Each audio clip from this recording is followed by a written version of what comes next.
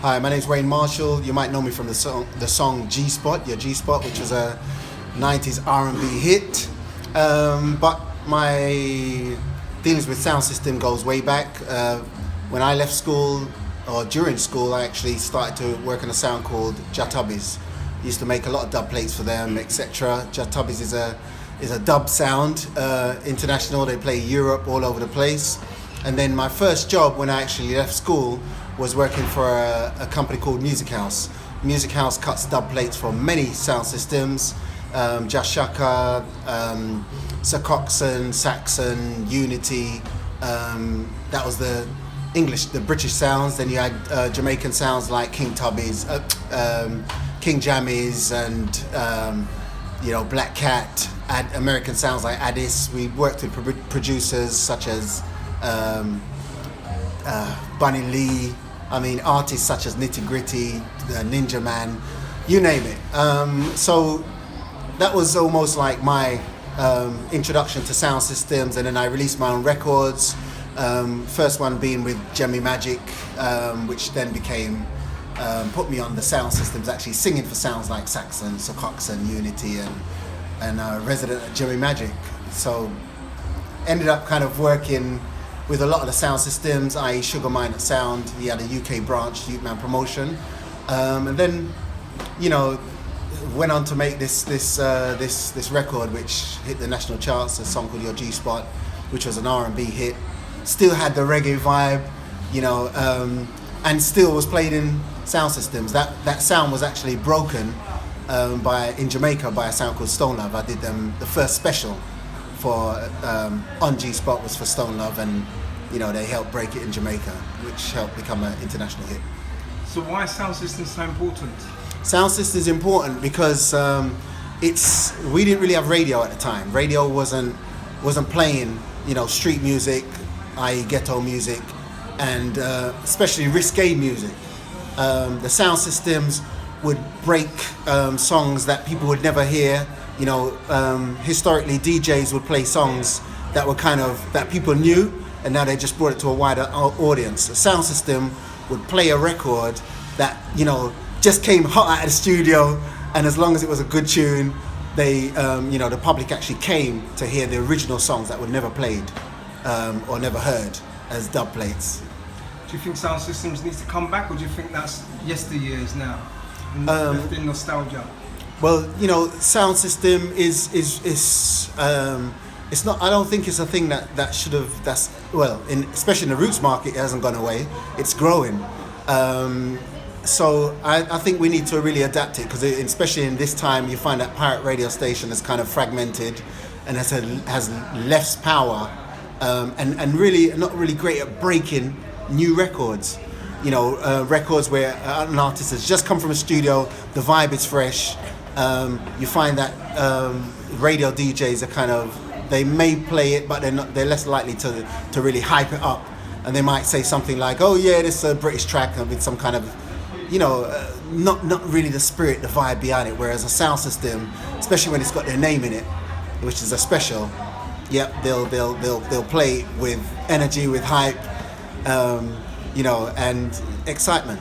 So I think that sound system should never have gone away. It's something that should be a part of our value chain, and we need to exactly that, value them.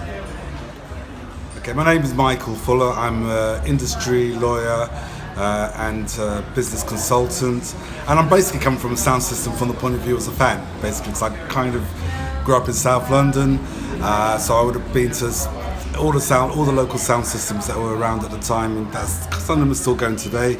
Right over there, Brixton Town Hall, Clouds, loads of stock things going on in Battersea and in Tooting and Balham and so on and so forth.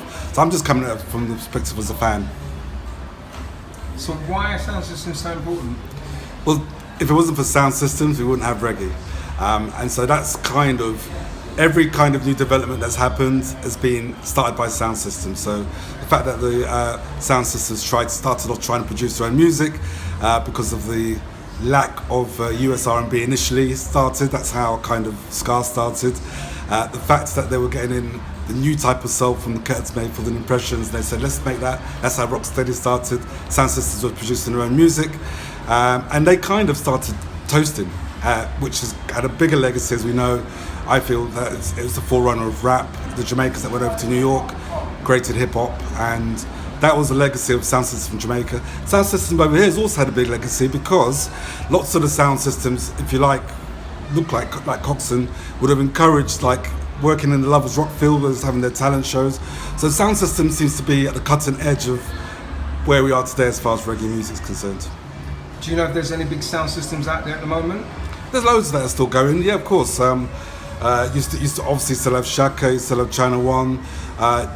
Saxon is still kind of coming together. So Coxsone's still doing bits and pieces here and there. And there's loads of people who's got their sound system in mothballs. So it's kind of there. They've stopped, but the system is still there. Do you think there's venues for sound systems to play, or should there be more venues? It's getting harder. We have to accept that it's getting harder.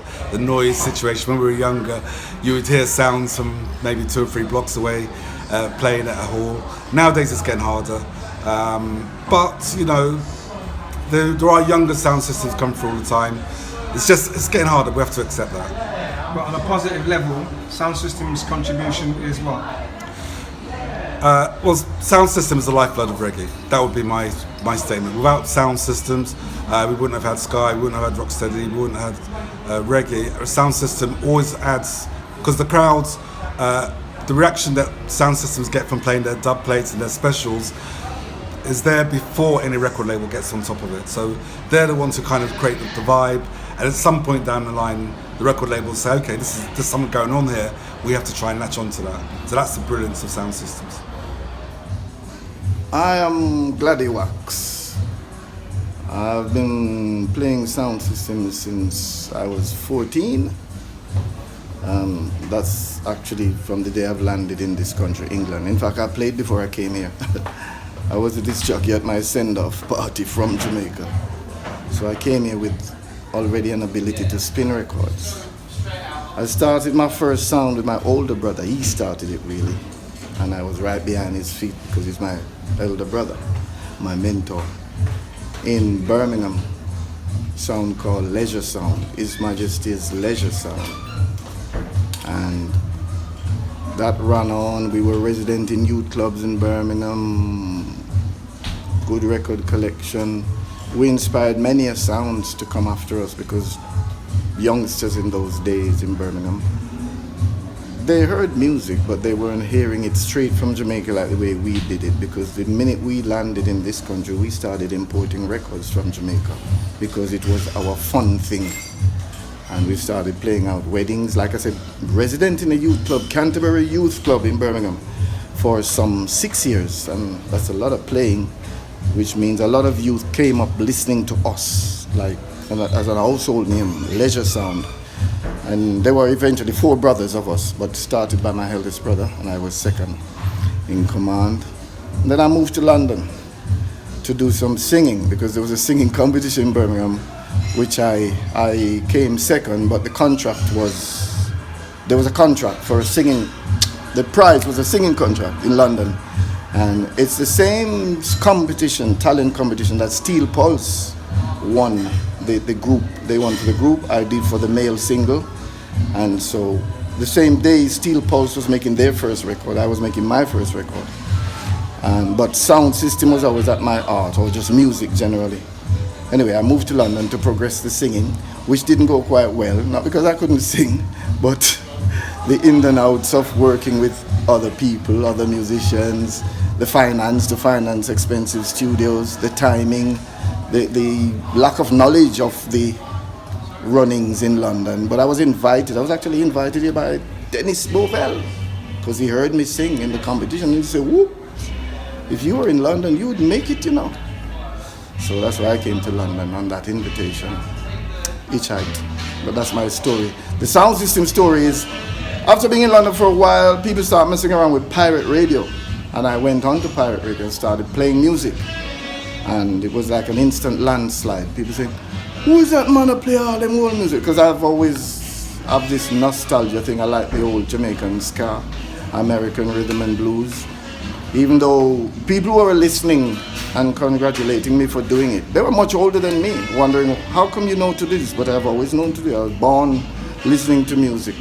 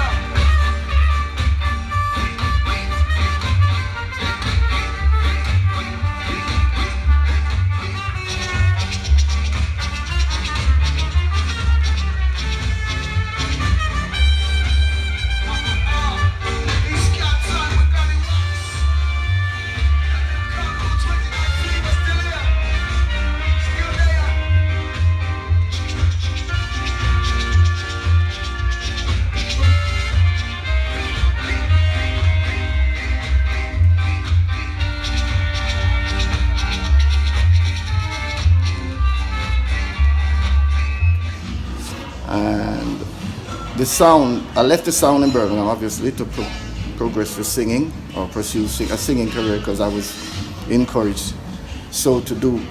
But when the pirate radio came in, I started playing on the radio because I already knew how to play records, and it was quite a success, a sensation to hear me play records that people seem to have forgotten or just didn't know about but were interested in.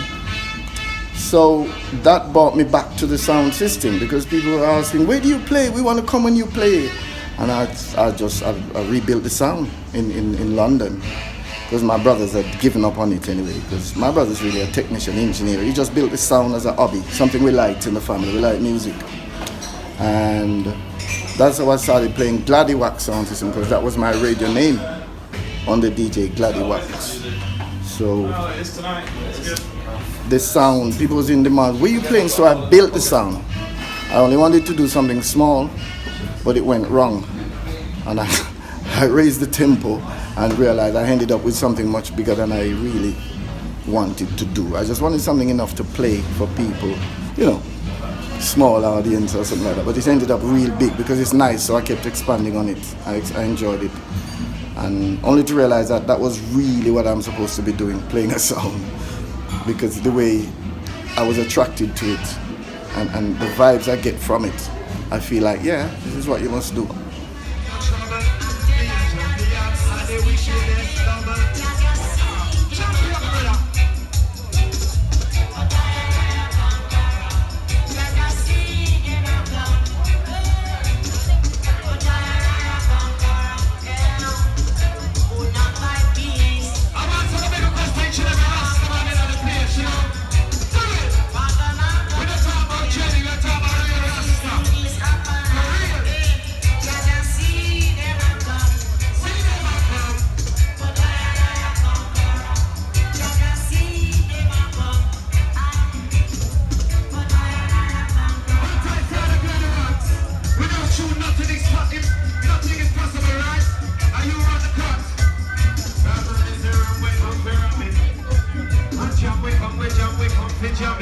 The carnival, you know we come from it. Shaman. Yeah.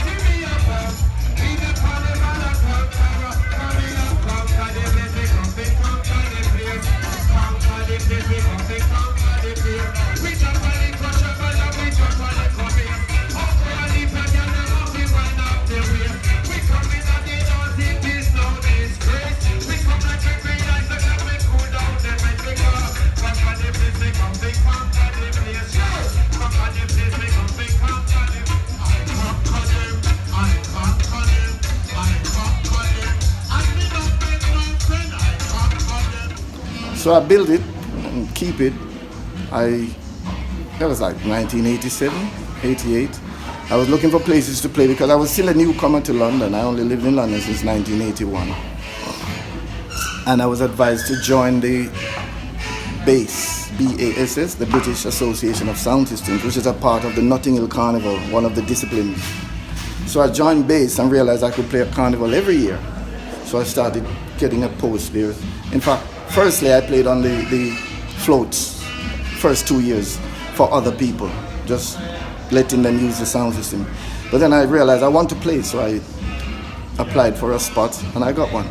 So I've been static at Notting Hill Carnival for many years now, and the spot has grown and grown. Well, it was full from the start. You know, we got people who've been coming all along, and every year they return. It gets more popular, and of course I'm on radio.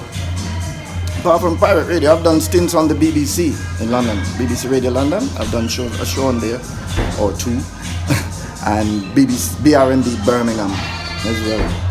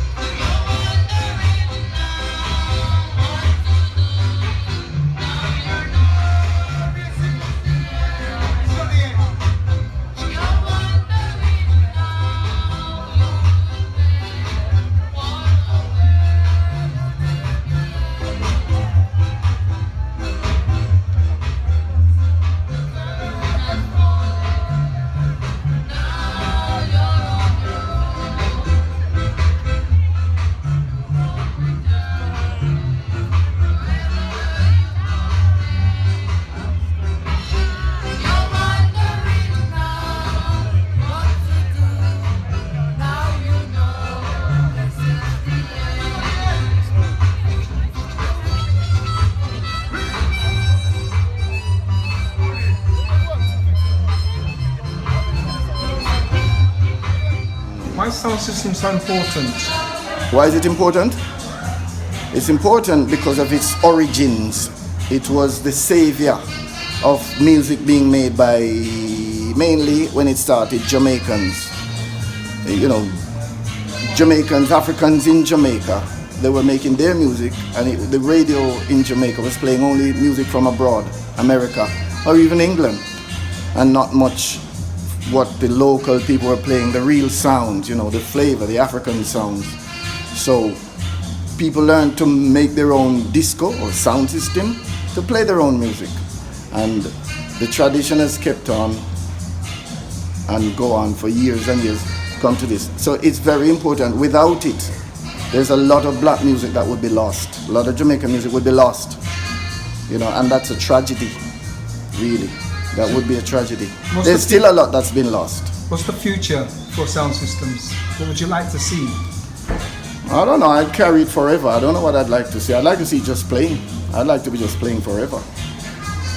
This is, you know, that's what I do.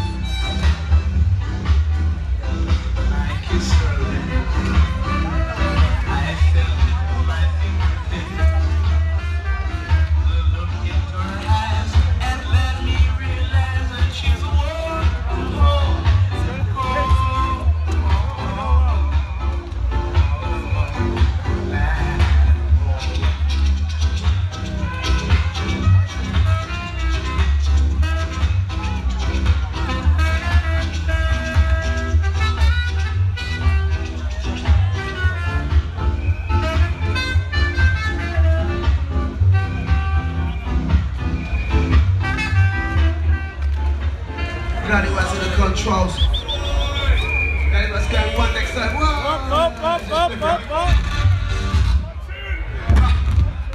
Value for money. Double-sider.